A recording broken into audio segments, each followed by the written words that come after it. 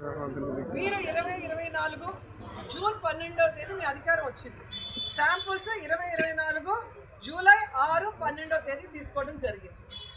So ఏమి జరిగినా దాంట్లో మీ హయాంలో జరిగినట్టే.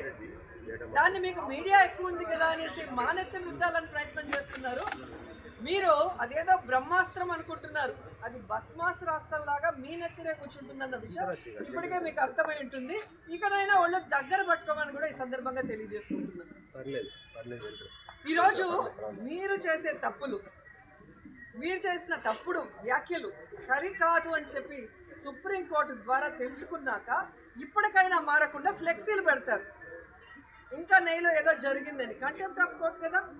అసలు ఇలాంటి వాళ్ళ మీద కంటెంప్ట్ వేసి లోపల వేయాలి వీళ్ళందరినీ. ఎవరెవరు ఫ్లెక్సీలు పెట్టారు దాంట్లో జగన్మోహన్ రెడ్డి గారి ఫోటో, కరుణాకర్ రెడ్డి గారి ఫోటో,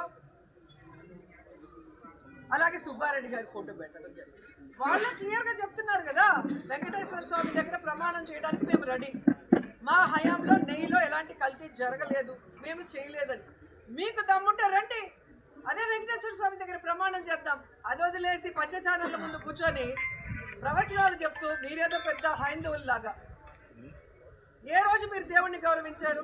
చంద్రబాబు నాయుడు ప్రతి ఫోటో చూడండి షూస్ వేసుకొని పూజలు చేస్తారు. పవన్ కళ్యాణ్ బాప్టిజం తీసుకున్నానంటాడు, గొడ్డు మాంసం తింటాడు, మళ్ళీ సనాతిని అంటాడు. అంటే వీళ్ళు హైందవులు, వీళ్ళు చెప్పే నీతులు మనం వినాలి.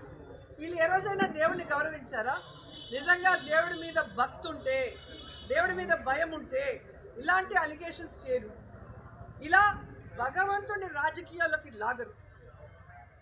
సుప్రీంకోర్టు క్లియర్గా చెప్పింది, భగవంతుడిని రాజకీయాల్లోకి లాగద్దండి అంటే మేము లాగటం లేదు అంటూనే మళ్ళీ నిన్న ఫినాయిల్ కలిసిందని అదే భగవంతుడిని మీ రాజకీయాల కోసం ఎంత నీచంగా వాడుతున్నారో మీరు గమనించాలి. దాన్ని ప్రశ్నిస్తున్నారని, ఆ ఫ్లెక్సీని తీయమన్నారని ఒక స్కెచ్ చేసుకొని ఎలాగైనా ఈరోజు అంబటి గారి మీద దాడి చేయాలి, ఆయన మీద తప్పుడు కేసులు పెట్టాలి, ఆయన్ని లోపల పెట్టాలని ఒక స్కెచ్ తయారు చేసుకున్నారు. లేకపోతే అసలు ఒక సీనియర్ మోస్ట్ పొలిటీషియన్ కార్లో వెళ్తుంటే ఆడవాళ్ళు పచ్చి బూతులు, ఆ గ్రంథాలయం చైర్మన్ ఆమె ఏజ్ ఏంటి, ఆ మాట్లాడే మాటలేంటి? ఏ మాట అయితే అంబటి గారు మాట్లాడారని కేసు పెట్టారో అదే మాట ఆవిడ మాట్లాడింది. మరి ఎక్స్ మినిస్టర్ని, మరి ఆవిడ మీద ఎందుకు కేసు పెట్టలా? అంబటి గారు ఇంటికి వచ్చాక రెచ్చగొట్టి దాడి చేస్తే తెలియక ఆవేశంలో అన్నాను, వెనక్కి తీసుకుంటున్నానని క్లియర్ కట్గా మీకు చెప్పిన తర్వాత మీరు కేసు